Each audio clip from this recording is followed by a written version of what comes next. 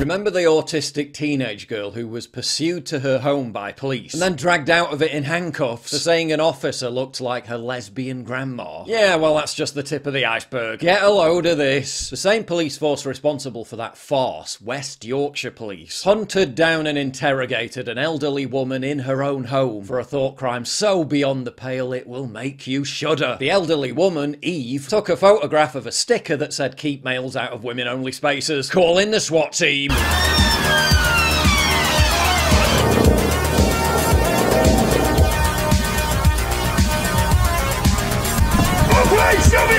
This is the offending sticker in question. This! And she didn't even put it there! Out for a walk, Eve, who is in her 70s, saw the sticker posted on a trans pride poster outside of the Happy Valley Pride organisation. She thought it was interesting and snapped a picture. Then 4 weeks later, she gets a knock on the door from 2 male police officers, saying they were investigating a complaint on behalf of Happy Valley Pride because of the sensitivity for members of the LGBT community. They'd apparently given CCTV of this dangerous thought criminal and her home address to the cops, and for the hateful act of taking a photo of an inanimate object on the pavement outside a building on a public street, the woman was given a 30-minute lecture and warned about the, quote, harassment and alarm this sticker could potentially cause the community. Note how this particular thought crime, defacing a party poster, is literally lifted directly out of that bit in the 1984 movie. Thought crime is death. Thought crime does not entail death. Thought crime is death itself. Many hours of my free time encouraging my agents to deface party posters. I mean, I know Orwellian is an overused cliche, but good God! Despite acknowledging that no crime had been committed, the incident was catalogued as a non-crime hate incident by West Yorkshire Police, which basically means that if there's anyone who claims to be offended by anything, then it automatically gets logged as a hate incident and must be investigated. Eve noted that most burglaries in her area do not result in an in-person police visit. Hello. Police, please. I think there's a robber in my house. Could you come quickly? I think he's armed. Of course. We'll be there right away. Help. He's attacking me. He just shot me. Help me, I'm dying. Bear in mind, this is in West Yorkshire, which has the second highest crime rate in the UK, with violent crime, actual crime, continuing to rise. Bear in mind, just today, the Home Secretary is again having to promise that all thefts will be investigated by police, because in many cases they're just not responding to them. Latest figures show that only 3.9% of residential burglaries result in someone being charged, and even fewer, 1.8% for vehicle theft and just 0.9% for thefts from the person result in a charge. In the vast majority of cases, they can't even identify a suspect. Express a whiff of dissent towards the alphabet people though, and they'll be round your house in a heartbeat. Let's not forget, cases like this are still commonplace. Nearly a year after the Home Secretary told police chiefs to focus on tackling actual crime and not enforcing politically correct speech codes. And they're still doing it. They took no notice whatsoever. And if you think this is an isolated case, ooh, I've got 2 more zingers for you. Conservative councillor Anthony Stevens was arrested and held in custody for 9 hours. Wow, must have done something really terrible, right? He tweeted a link to a petition asking people to support another councillor's right to express his Christian beliefs. Send in the SWAT team!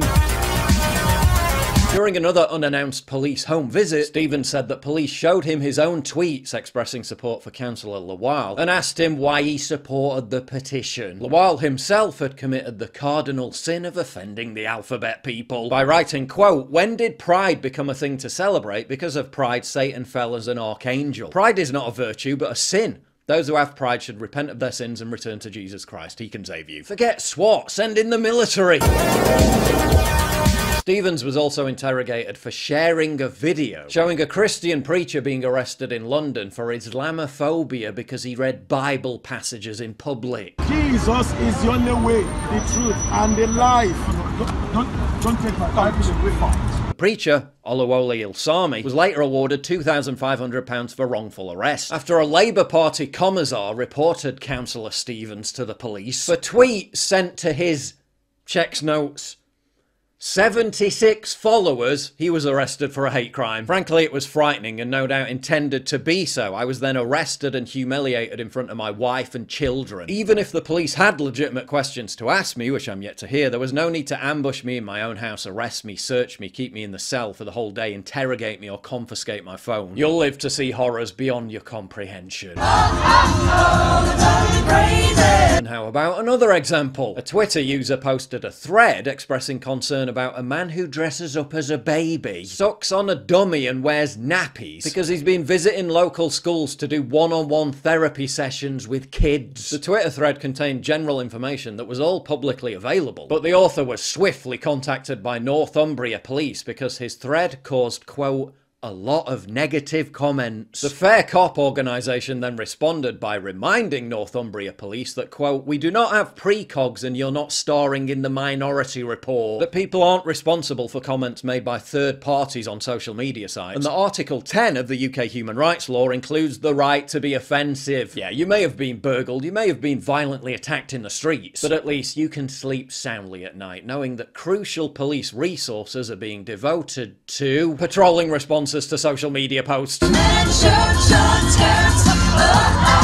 We're only talking about these three cases because the people involved alerted news outlets to what happened. Think of the thousands upon thousands of cases that never make the media. We're literally living under an institutionalized system of politicized thought policing, where the people, who are so oppressed that their flags adorn every major city now basically year-round, can claim you offended them, then sick the police on you for disagreeing with their opinions, in the form of retweets, taking photographs on public streets and posting information that's publicly available on social media. And even as the police say they don't have the resources to deal with actual crime, and while actual crime continues to soar across the country, you'll get a home visit for suggesting there might be some issues with men being in female-only spaces, and you'll be interrogated for having an opinion shared by the majority of the population.